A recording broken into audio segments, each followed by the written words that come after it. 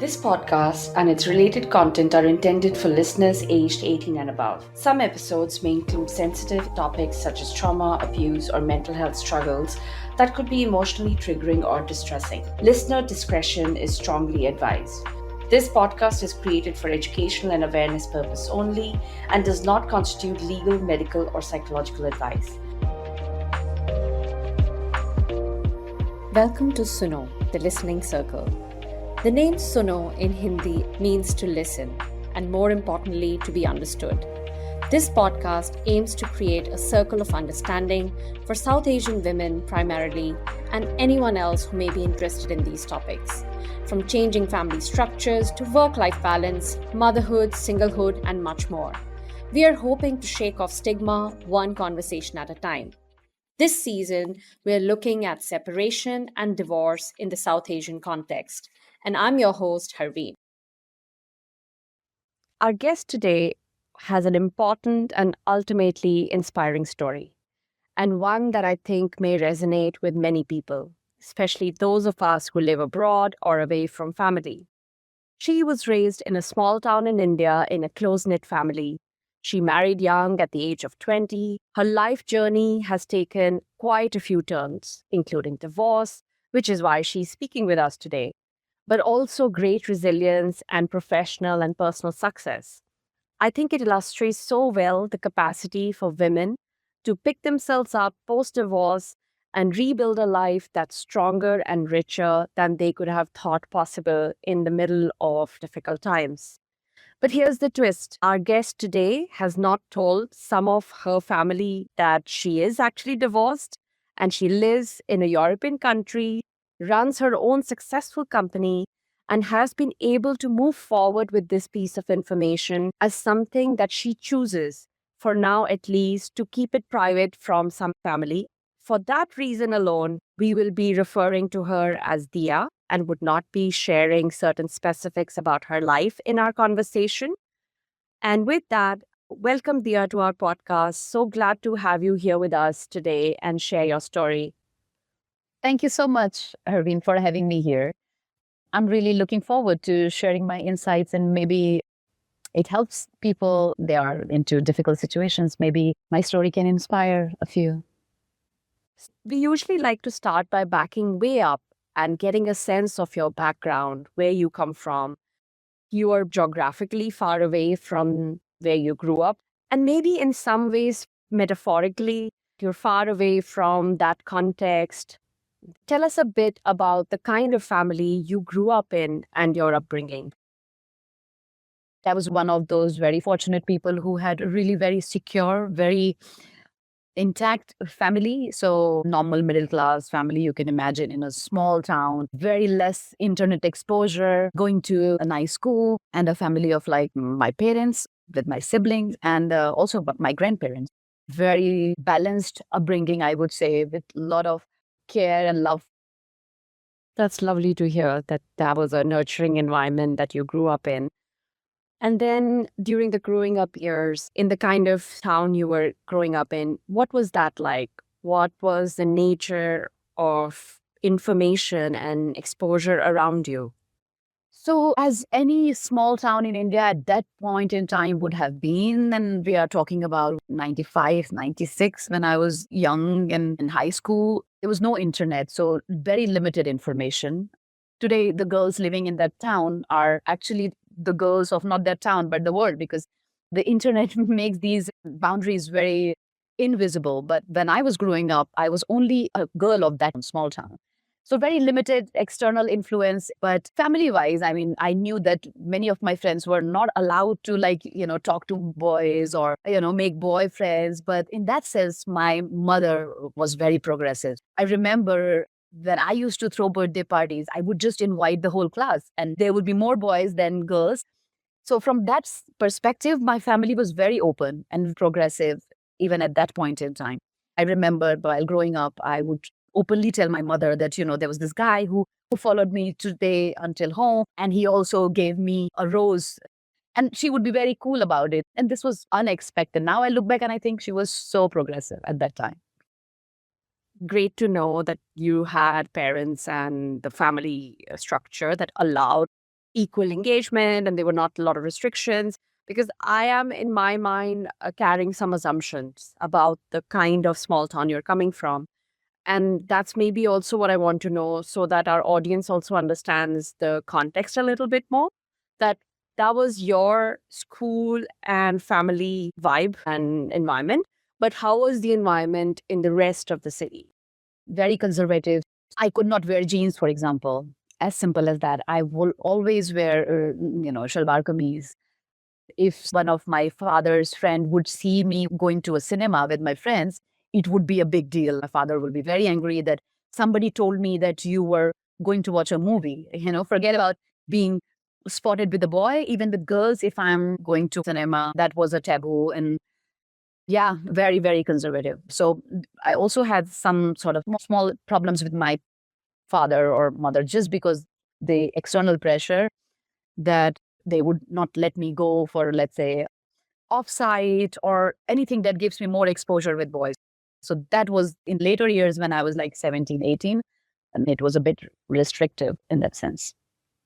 Yeah, and I think that's actually what I wanted to also give the context to our listeners, because what conservative may mean is a little different. So in India, it is likely to have a lot more restrictions for women, especially on what you can or cannot do, out of, parents doing this out of fear, parents doing this out of judgment of society, restricting even as simple decisions as choice of clothing, recreational activities that you would or would not be able to. And what was the expectation of your family about things like education, career, and where did marriage fit in all of this? So my parents were very proud of my academic success. Every year I will top the class, the school, and they would be so proud and they would distribute sweets that, she's topped again. And that was a big deal. And that time, my father had so much societal fear that he would hear stories that, oh, there was this girl who had an affair with the boy and she ran away, or she eloped, or, so and so girl did a love marriage. And my father was so afraid. And in that small town, I used to get a lot of attention of boys. So, there would be a lot of missed calls at that time. There would be boys standing outside the streets. So my father was very nervous that this should not happen to my daughter. And in that pressure, even if he was really proud of my education, he got me married because of that pressure that, oh my God, something bad should not happen, that, she falls in love with a guy. So it had to be an arranged marriage, even if it costed my education. So I was still doing my graduation. He found a guy and everything went well. And I got married even before I finished my third year. So third year happened after my marriage.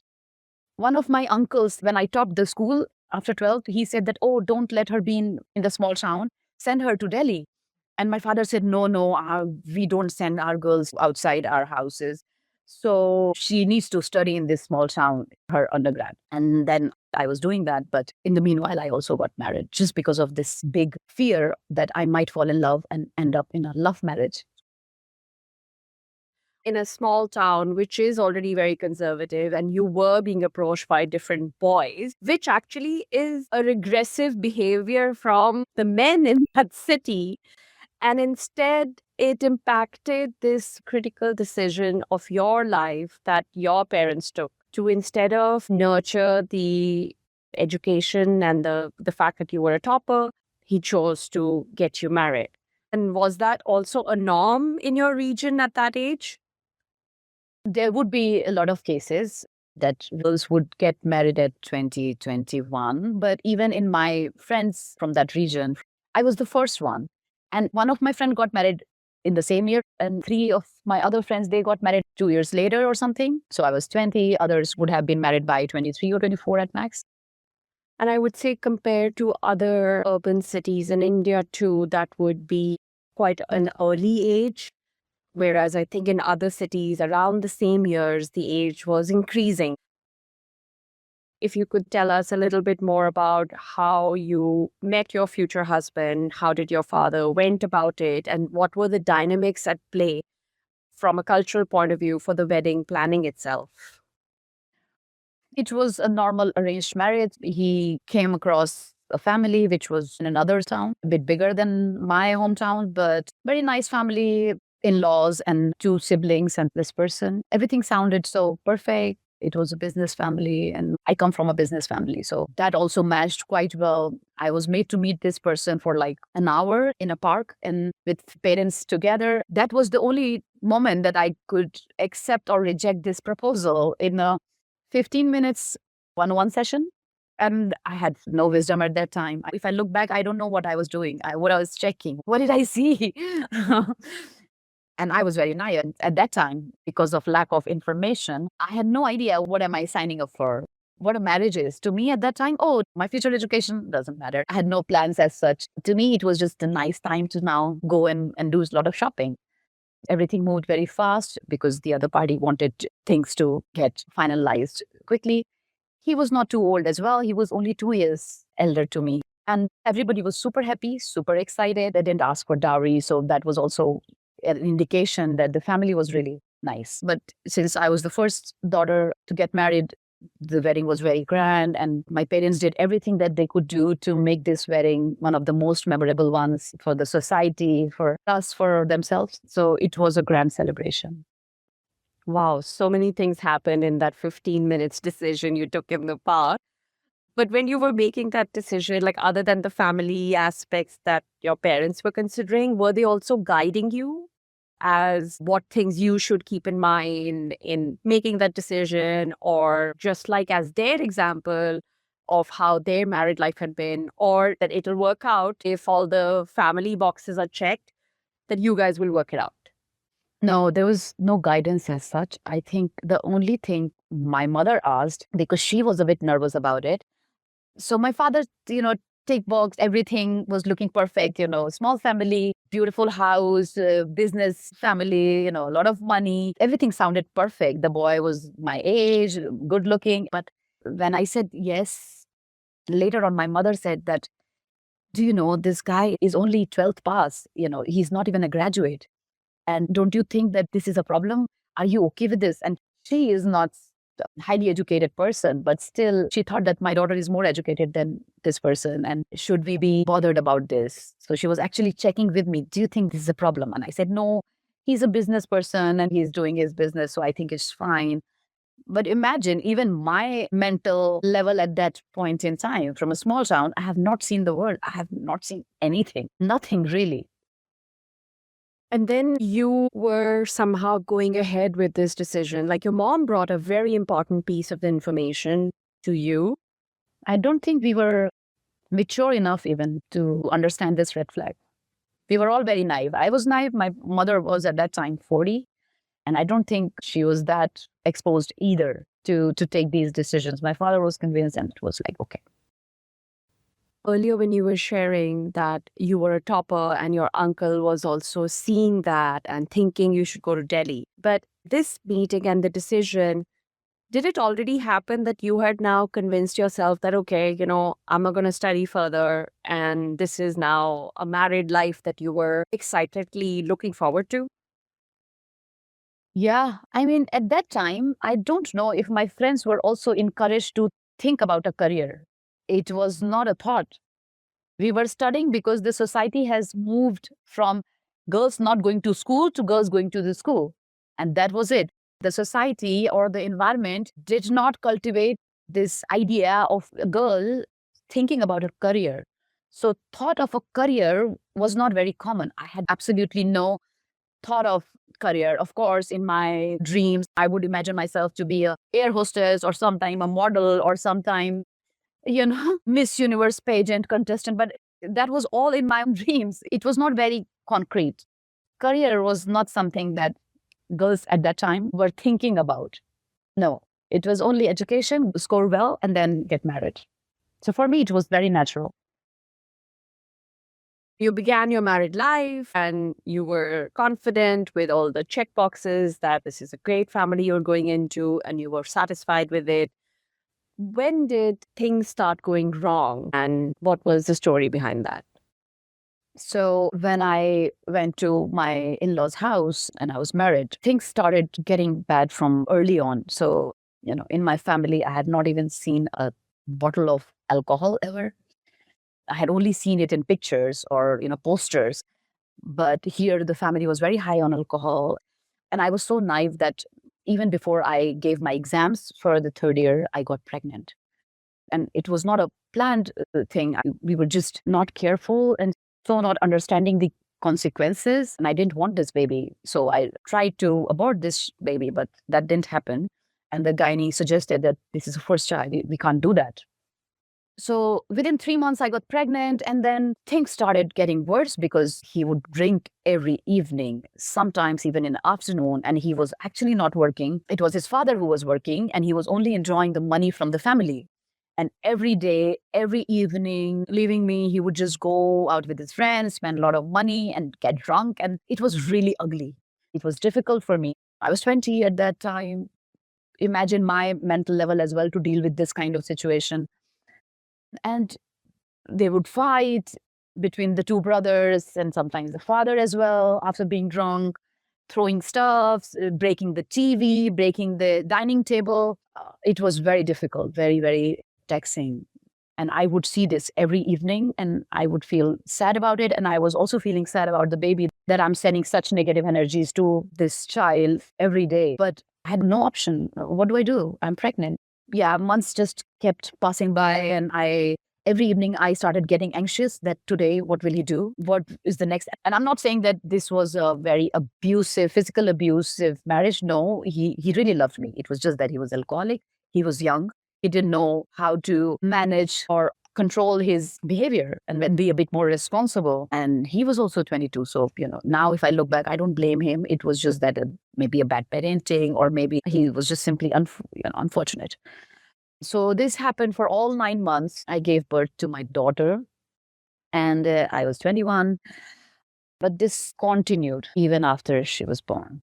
And I kept quiet. I did not tell my parents. They had absolutely no clue what's going on in my life. Every day, a new incident, every day, shouting, fighting, breaking stuff. And they had no clue about it because I thought, one, that they had married me with so much passion, so much love, and so much hope. And if I tell them, they will be really shattered.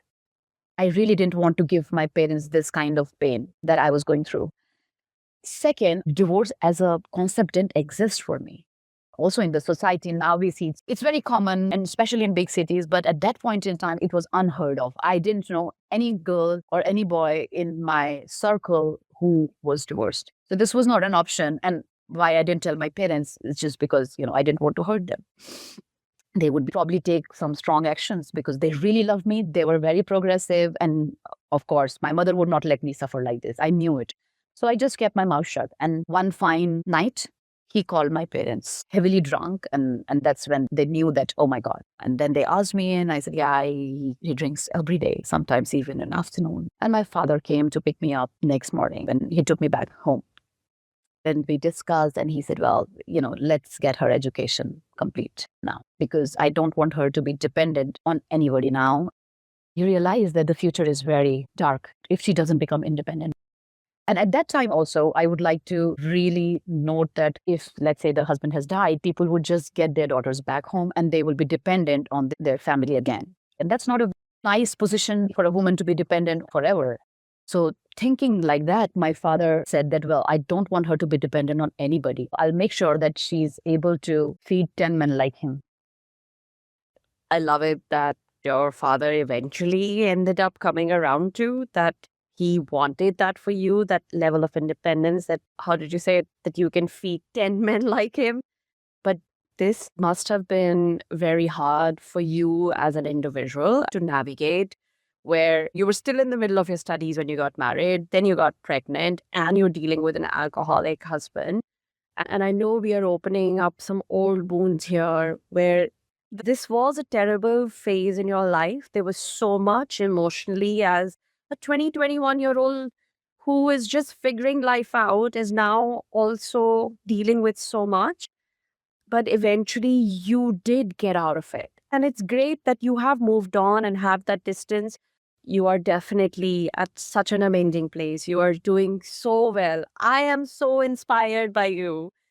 But I do want to say it for our listeners that somebody who is alcoholic, and especially if there are incidents which involved breaking or shattering stuff and there's no physical violence, this is still a form of abuse, emotional violence that's happening because this is going to have an impact on your psychological and mental well being. And you're also caring for a young child. And the emotional impact of keeping all of this inside of you and not sharing it.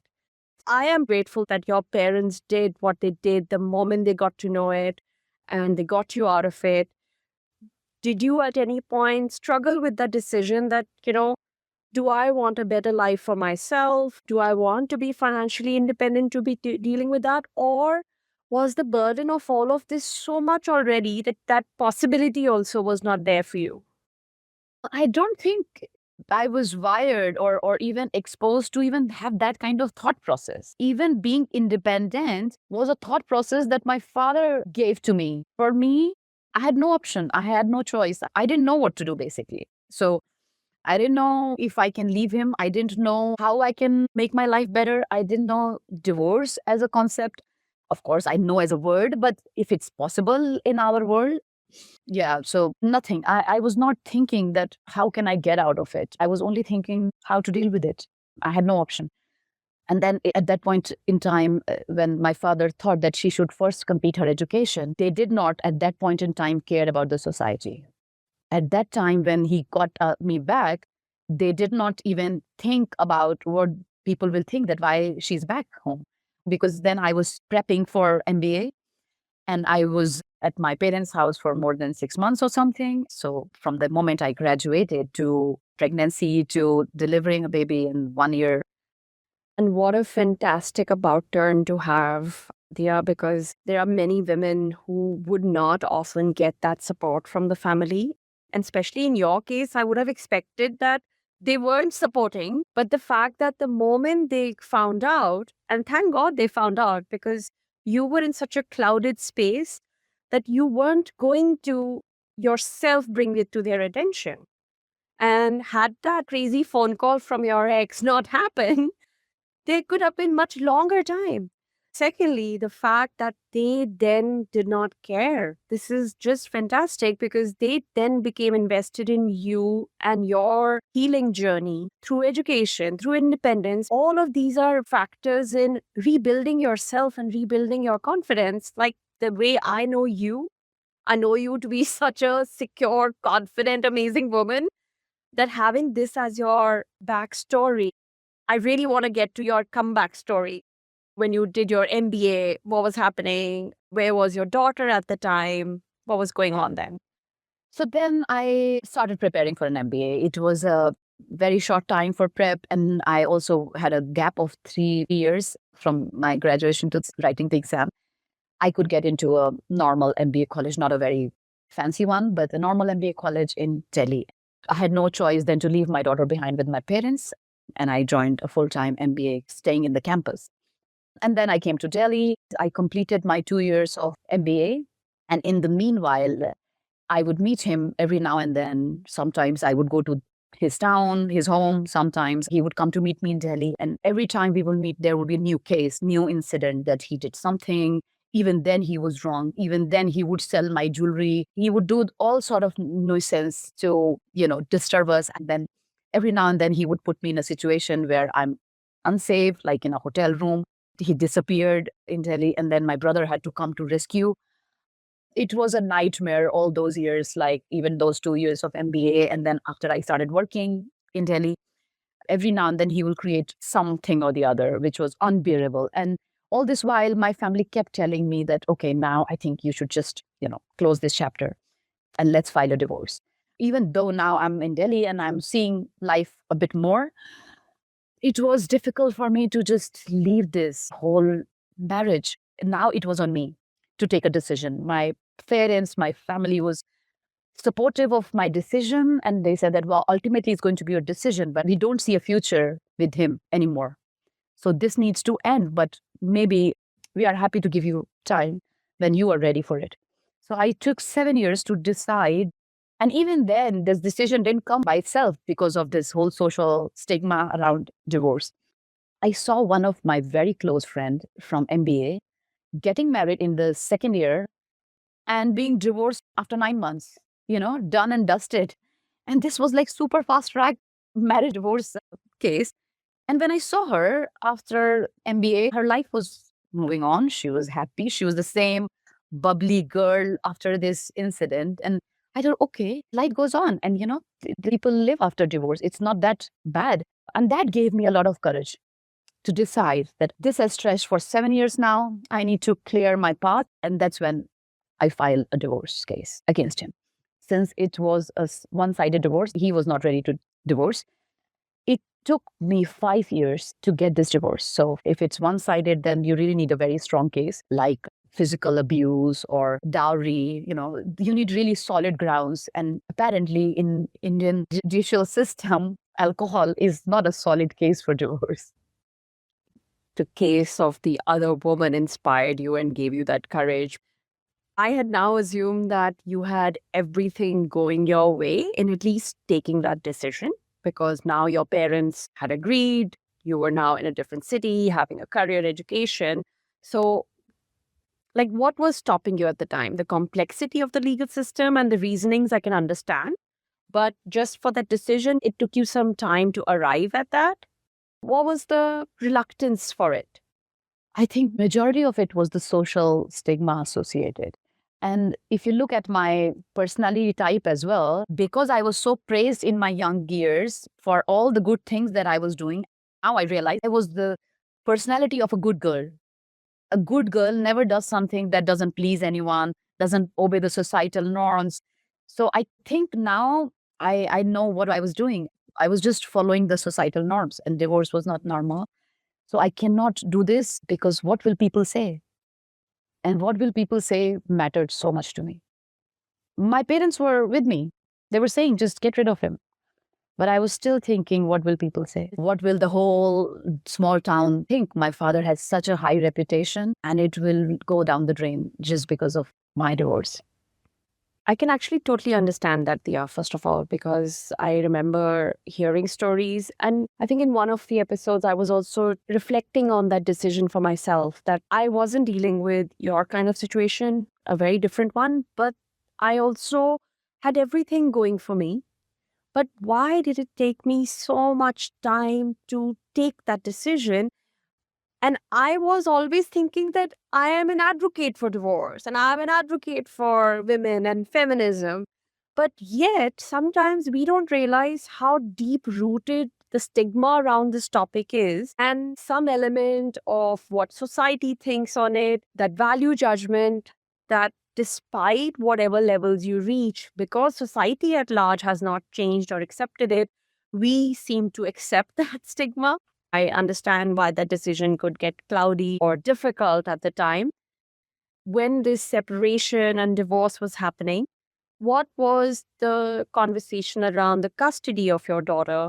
Was that ever a complicated subject there or not? Like, was he wanting to be a part of her life? No, surprisingly not. And that, I think, even now might be hurting my daughter because there was never a fight on custody. Even if they would have fought, I would have not let her be with them. I say them because it was a joint family, but it was never a point of contention. From your point of view, I can totally understand it, to be protective of her, because you, of course, would not want her to then be exposed to such an erratic person and such crazy dynamics that can happen when someone's an alcoholic. So in a way, it's great that there was a distance. But as a child, I can also imagine that she would have had challenges to cope with that. How do you feel about that? Has there been a conversation between you and her about it? Yeah, of course. It was very difficult for her. I think perhaps more difficult for her than it was for me. It was her growing years. She had seen an abusive father. Imagine, she must be around 1.5 or 2 years. I don't have any memories from that age, but she still has some of those memories from that age when he broke a table, for example. Her mother had to leave her behind with her grandparents for a full-time education. It was so difficult for her to live without her mother. I got her back when I started working in Delhi. So she started living with me. But again, it was like me and my full-time help. So she was actually being raised by the help. The help was very nice. She was my mother's long trusted, and she was like a family too. But still, my daughter has also had her share of challenges because of this whole turmoil. And I think she's still trying to cope up with it. I can imagine that such big incidents can leave that mark on an impressionable child's mind. If we go back a little bit, Dia, you said that also it was a one-sided divorce. It took you 5 years to conclude that. What was then the final basis of it? Did it become a mutually consent divorce in the end? So what was happening in these 5 years that we filed one side case and the lawyer said, you need to put some lies in it to make your case solid. And I said, no, I will not lie. He never abused me physically and all that. So because I followed the truthful story, the court will give a date and then he will not appear. Then it will say one notice, two notice, and third notice, and then he will appear. And then, a little bit of progress on the case. And then again, there is a one notice, two notice, three notice. So it kept going on and I had to travel from Delhi to my hometown again and again. And initial part of the case, you get alimony very easy if you have a child. And it was very small, like 4,000 rupees per month. And even that they could not pay. So after 2.5, 3 years into the case, one-sided, the alimony had accumulated into a lump sum amount. So now the lawyer said that, well, now if we put this case in the court that they didn't pay the alimony, the whole family will go behind the bars. And that's what they told his family, that, it's better that you agree to this divorce. So they realized that now the case can be very serious, implications can be serious for them. So because they could not pay the alimony, they agreed, we withdrew our one-sided case, and then together we filed a mutual case. And that's when the court again followed the normal procedure of mutual. So 1 meeting, 2 meeting, and then 6 months cooling period. So that's how these 5 years went by. This is also similar to the experience of many other women who've shared their story, that the legal system we don't have the concept of one-sided divorce unless there are very serious circumstances. And we do have an episode with a lawyer where we go through all of those. And in fact, in some cases, like how you withdrew your one-sided case, there are other situations where, say, a person has even filed a complaint, but in the end, they have to withdraw those complaints in order that a decision could happen on just getting the divorce concluded. Because years of your life are otherwise lost in just this judicial process. Exactly. And it was very strenuous. I can't even imagine. And I was working, so I had to take off leaves again and again and travel. It was very painful. And other than the logistics of it, during then these years, you are out of that home and now you have your child with your parents, you're studying, you're a professional, you're looking at the legal. What was your state of mind? What were you feeling at that point as an individual? Well, it's also my tendency that I take time to take this kind of decision. But once taken, then I don't look back because there's no regret, because I know that I have given it like 200%. This would have not worked. So I was sure I did the right thing. Actually very happy and relieved that, okay, it's ending. An era, a decade is ending. So in that period, I was quite relaxed, quite okay. I started hanging out with friends, feeling a bit more free, that generally how people behave. I was behaving exactly the same as if I'm going through some liberation, freedom of mind. That's really good to hear. This also means that was a part of your healing journey, that liberation.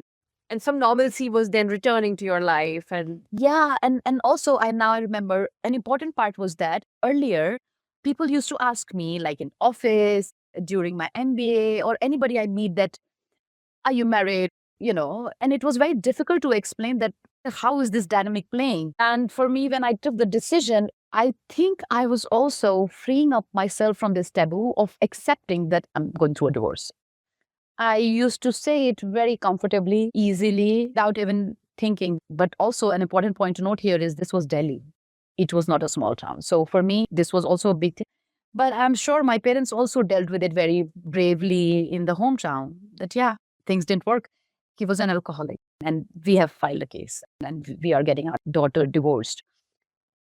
This is very, very relatable, because I remember very clearly, also similar to you, Diya, that the first time when you were asked about your marital status after divorce, I think it took me some moments to have, what is my one statement? And what is that one statement that doesn't make me feel awkward, that doesn't make them feel sorry for me, that makes me own this statement that I'm divorced and I have a great life. How do I put that across so that I own it as something that happened, but doesn't define me and I have a life outside of it?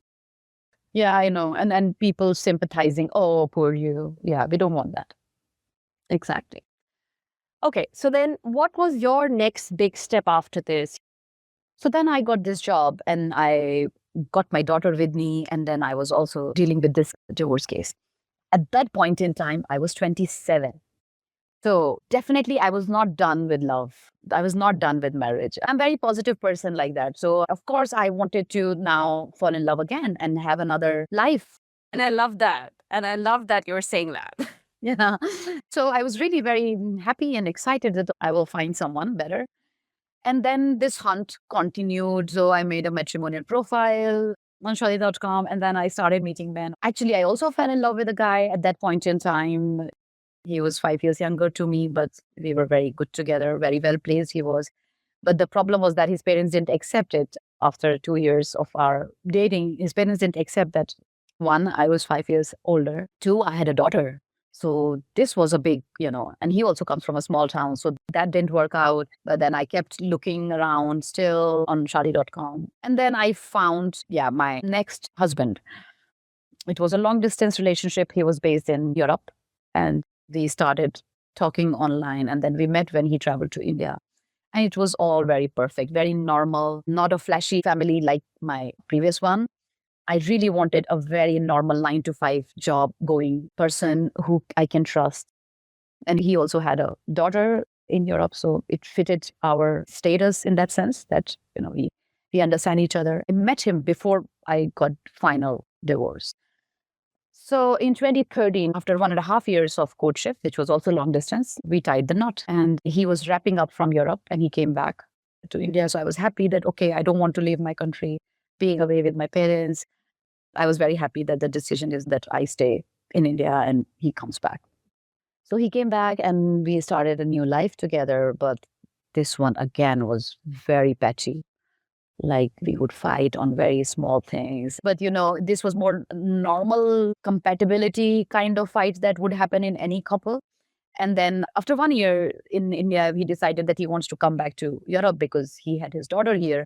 And logistically, it was very difficult for him to meet her, with an Indian salary and traveling to Europe and paying hotels and staying here for 10 days. So he said, well, I would like to go back there. And I said, sure. So I followed him and we came to Europe. At that point in time, my daughter was sent to a boarding school because I didn't want her to deal with this new dynamic of me settling with a new man in life. So I thought that if she goes to a boarding school, it will be better for her. And then we moved here, started our lives here. It was very difficult for me to find a job in this new place. It took me 8 months to get a job. Our fights just got more intense by each day. So then in 2016, I realized that in that year, I only saw my daughter for like 10 days. And I thought, well, this is not going to go like this. I cannot stay away from her like this. So I need to get her here.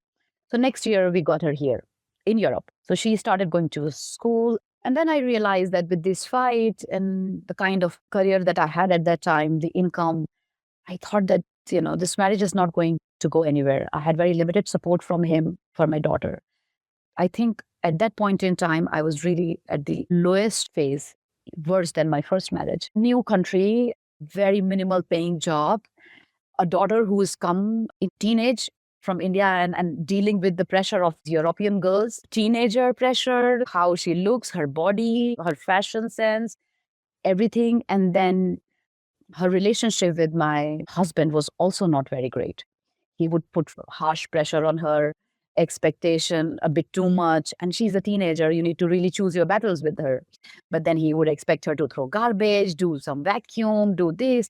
I mean, it was very ugly between them. I had a job that was not paying me well, and I was not even feeling satisfied enough with a husband who's all the time complaining, fighting for small things.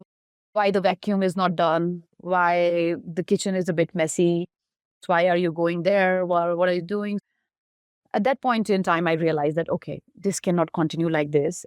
And of course, I'm not thinking about second divorce, Now another stigma starts to build in that I cannot have this narrative in my life of second divorce. I need to make this one work. So I kept taking a lot of shit. But then the good thing is that I actually realized that I need to do something better in my career. The opportunity cost is really low. And if I don't do now, then it's never going to happen. So I decided to quit my job and set up my own company. It was a very bold decision. My employer was shocked to hear this, and he had some clue about my family situation. So he said, don't do this. You know, how will you survive? And I said, I don't know. But for me, there is no plan B, but I cannot continue with this. He said, let's do one thing, take a part-time job with us, do 50%. So you at least don't run out of fuel when you run your own show. At least your expenses and your daughter's expenses are met with this 50% employment. I said, fine.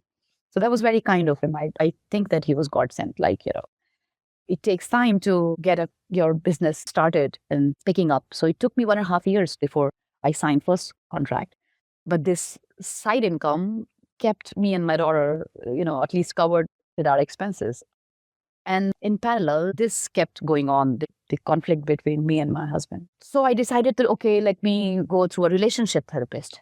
And he told me in one of the moments when I would cry and break down very easily in those conversations, he said that your husband is a classic case of narcissist personality disorder, and you need to run from him as soon as possible. And I was shocked, and I told him that, you are a relationship therapist. Your job is to save my marriage, and you're telling me to run away from him. And he said, no, my job is to see you happy, and you will never be happy with this person. It will always be a master-slave relationship. You will never be equal. And I was so shocked, but, I read a lot that night. Okay, there is no cure of such personality types, and I'm in a difficult situation, and I need to divorce. But I went to India for 1.5 months, and then I realized, no, how can this second divorce happen to me? And I came back and I said, okay, I know NPD and I know how to deal with them. So now I will deal with him and I know the tricks. So when he is triggered, I will just go upstairs, but still I'm saving my second divorce. This continued for another 1.5 years. And then once something happened and I realized that, well, this cannot happen. I cannot be insulted like this. And by that time, my company had picked up. I had some income, I could financially support myself. That was a big reason, right? To also continue with so much of abuse. So by that time, things were better for me.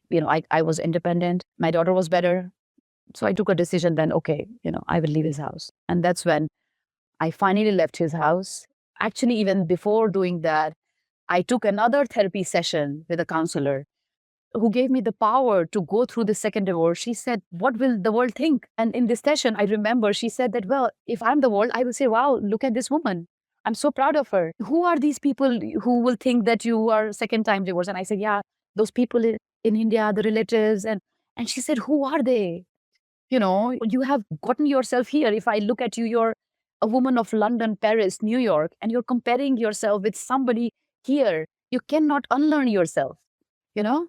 So that kind of very encouraging words that she gave me, and I got the power to really take this second divorce decision. I left his house. I bought another house. My sister and, my daughter were very happy. I didn't tell this to my parents because, for them, it would again be a lot of pain. And they had nothing to do with this whole situation. They were in India, so, they hardly have any exposure of our lives here if I'm living in this house or that house. So it was easy for me to hide it for their own well-being. This was a very quick divorce because we didn't have much to divide, no child custody involved, and we were in Europe. So it was very smooth divorce. So much was still happening for you. That was the best decision you could take at that time to protect yourself, to also care for your daughter. I can also imagine that this wasn't easy, but it was so bold of you that after your first divorce, you were not jaded to find love again. I'm very glad that you shared that earlier. You were still wanting that in your life. You did find it in a way, but you didn't let that second divorce fear in the end come in the way of the life you today have, because your company is doing great, that you were already building something of your own. That's in a way a silver lining to this complicated situation you were dealing with. You said initially you did not share the move of your home, but eventually, was it that you kept this information also from your parents or only from the extended family? It was also from my parents. This was a very local European decision that didn't have anything to do with Indian setup.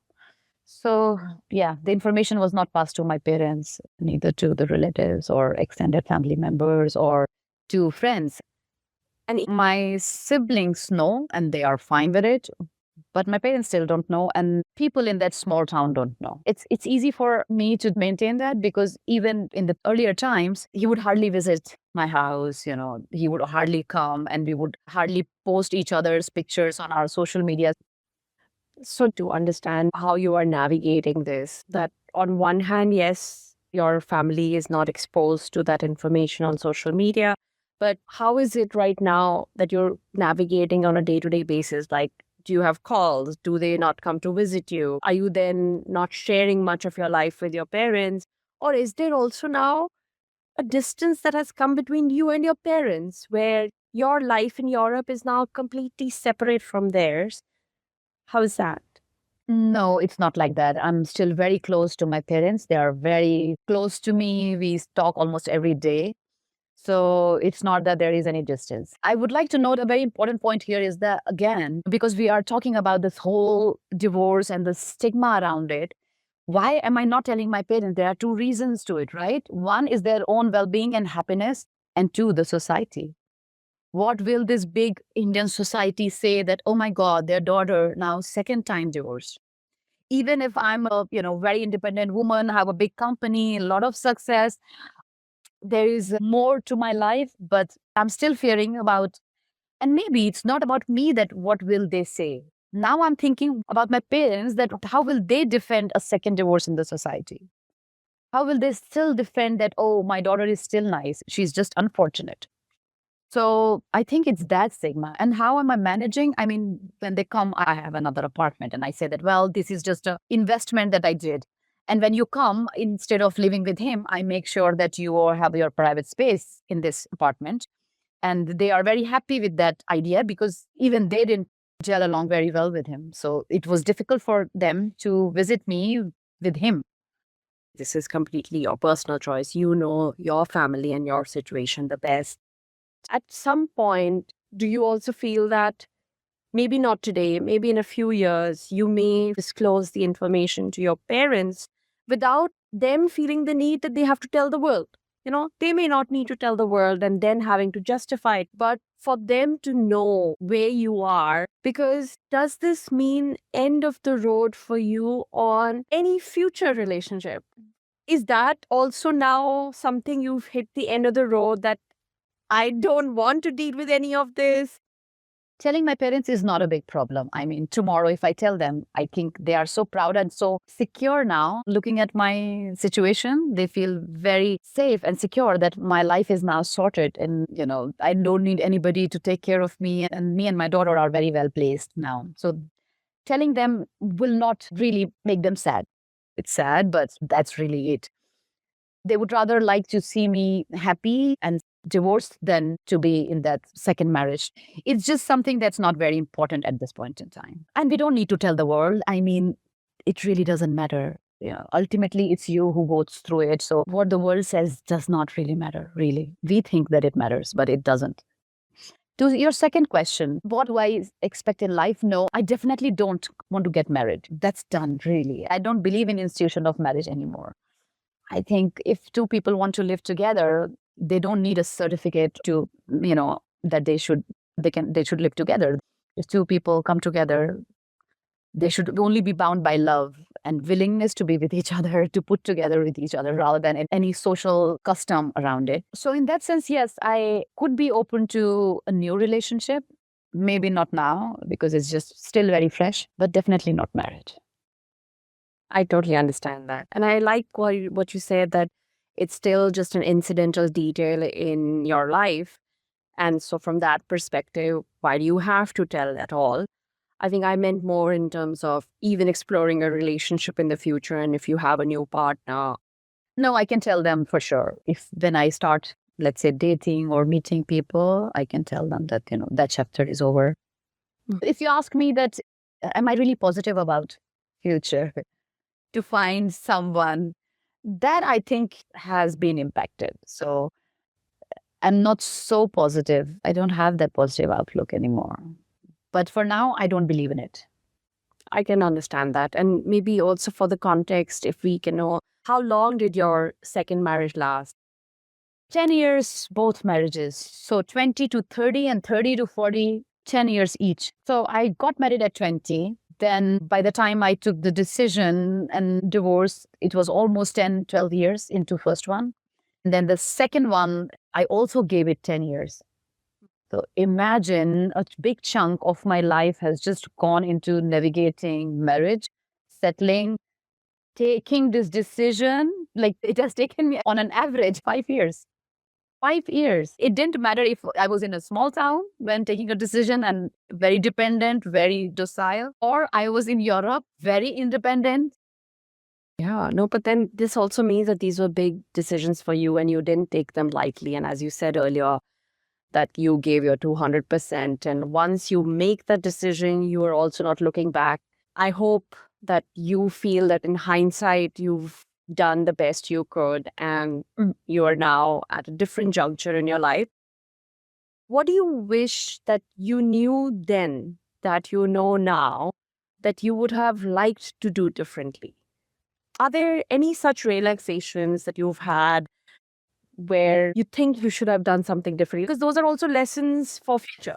Yeah, I have a lesson learned, and I would like to pass it on to the listeners that it's always good to put time and energy in a relationship to make it work, because it's important and it's a big deal, but not so much time. 10 years is not a time frame that you should invest in a relationship that's patchy from day one, that has red flags from day one.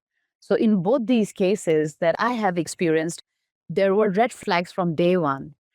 I just kept ignoring and giving in and trying and trying and trying. And in the process, you lose yourself and a lot of precious time. If something didn't work for 2 years, it will not work for next 6 years or 8 years as well. Look, each to their own relative experience. Like you also had that really cool example of this person who was married for a year and within 8-9 months knew that this was done and dusted for her. So, and I think also our legal system and our society doesn't make it that simple. It's not something we can put a blame only on an individual. Sure, we must have that self-reflection, and anyone who's struggling right now could take that input from you to consider their time choices, because what's the opportunity cost of that decision? It's a part of their life that they are then not living, which they would early on if they would take that decision. What's your best tip for healing or self-care? Just being positive and trying to do things that you enjoy doing. I think for me, what has helped me all the time is that lot of support from family, like unshakable support from my parents, my siblings, even my daughter. That has been real source of strength for me. And that's how I can always put together myself. And Diya, before we end, is there anything you want to say that we haven't asked and it's on your mind that you would like to share before we conclude? Maybe my last message to the listeners is that if I have been given a choice in my life to give up or to fight, I have always chosen to fight. Giving up has never been an option for me. And if I would have given up, imagine I would have not had this kind of a success story, which I myself am very proud of, to be honest. And second, I always remember from Steve Jobs' speech in one of his Harvard speeches, he said that you can only connect the dot backwards. So when life gives you difficult times, you don't know why is it happening to you, but you can only know it later that why it happened. So for now, it might seem very difficult, very challenging, and you don't know why this is happening. You don't want to accept it, but always believe that it's happening for good. There is something more planned that you can't see now, which God has planned for you, which is better. And that's why this is happening. So in my situation, if I take that Steve Jobs remark, connecting dot backwards, if I was happy in my first marriage, I would be a housewife in a small town in India, probably raising two kids. And yeah, just there. My education, my learning, my evolution would have stopped there. Then when I came to Delhi, I studied and I married my second husband. So then if I look at my second marriage, that didn't work, but it also served a purpose. It got me to Europe where I could, evolve further and set up my own company and create this success story for myself. So now, if you tell me to change anything from my life in the events, because where I've landed, I would not change it really. I would really like it to be the way it happened because I'm very happy where I am now. So for everybody who's listening, stay positive, believe what life has to offer you, and take everything in your stride. That's such a fantastic way to also conclude this part. And I also want to mention one of my favorite authors, Maya Angelou. And she said that I'm not afraid of storms, for I'm learning how to sail my ship. And so it's amazing, Diya, to see that how you are navigating the waters so beautifully now, despite it being so choppy at so many junctures of your life. And you would not change that because maybe that is also what led you to being here. And thank you so much for your time and sharing your story with us with so much openness. And there is a lot we have learned from you, and I'm sure our audience will also learn from you, from the ups and downs that you've had, but also how in every stage, how you built yourself up. You did not give up. You found a way to keep building things up with so much hard work and passion. And as I said before, when I spoke to you and we were speaking professionally, I could have not imagined what all you've been through to get where you are at. It's just truly, truly remarkable. Every time I've spoken to you, this spark of energy and the work that you do. And it's so true that we don't also know what people carry with themselves and what they have been through. I'm sure your daughter must be so proud of you for the example you're also setting for her to opting for that self-love and care. So thanks for sharing this with our audience. And I think it was a great conversation today. Thanks for having me here. Really enjoyed our conversation. Thank you for joining us. If you valued this conversation, please share the podcast, rate it, and subscribe to Sunoh wherever you get your podcast from, so that you get notifications with each new episode. It helps more people to find us and join this community. You can also find all the details about the guest in the show notes as well as on our social media pages. Please note that this podcast is for informational purposes only and does not replace legal, therapeutic, or other professional guidance that you or someone close to you may need, catering to their specific situation. If you are in a dangerous situation, please contact the nearest hotline or authorities where you can find the help you need. Since our podcast caters to global audience, we are unable to share a lot of countrywide resources. But I'm sure your country, your state, your city, wherever you're listening from, has some resources available for you. To share your story or feedback, please reach out to us. Thank you for listening.